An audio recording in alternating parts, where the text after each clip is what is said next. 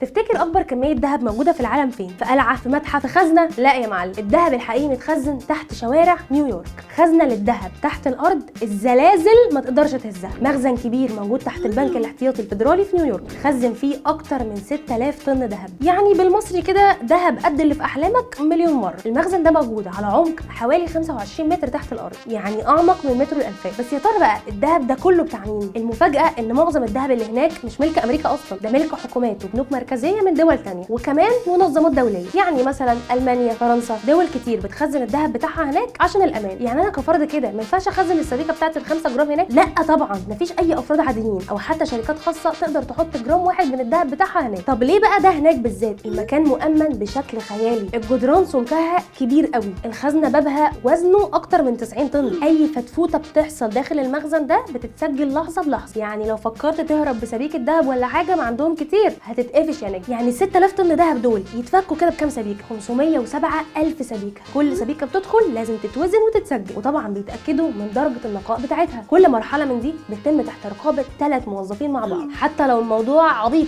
عايزين يغيروا لمبه مثلا، احنا ما بنهزرش. الذهب نفسه بقى مش مرصوص كده وخلاص، كل سبيكه معموله بمعايير عالميه، متوسط وزنها تقريبا حوالي 12.5 كيلو جرام، ومرصوصه في رفوف ضخمه جدا. كل دوله ليها رفوف وليها مفتاح، كانك شايل ذهبك في خزنه اير بي ام بي بس للذهب. طب الذهب ده كله يروح هناك امتى؟ الغريب بقى ان الذهب ده اتخزن هناك من ايام الحرب العالميه الثانيه، وقت ما كان كل العالم بيدور على مكان امن لتخزين الاحتياطي بتاعه، وكان بنك نيويورك الفيدرالي هو الحل. بالرغم انك ممكن تفتكر ان امريكا بتاكل ذهب العالم كله، بس الحقيقه ان البنك ده مجرد مكان امن عليه. يعني مثلا لو اي دوله طلبت الذهب بتاعها، بيتم نقله فعليا من رف لرف جوه المخزن، وطبعا مفيش اي ذهب بيطلع براه بسهوله. طب هل المكان ده مفتوح كده لكل الناس، اي حد يقدر يزوره؟ يا جدع بقول لك لا طبعا، المكان مش مفتوح للناس، ده سري جدا. بس كان في فتره بيدوا جولات للزوار، ودلوقتي الجولات دي بقت محدوده جدا، واللي بيدخل جوه لازم يمشي على خط مرسوم له حرفيا. سيب لي بقى في الكومنتس خطه نهرب بيها الذهب من المكان ده، بس اوعى تبالغ عني.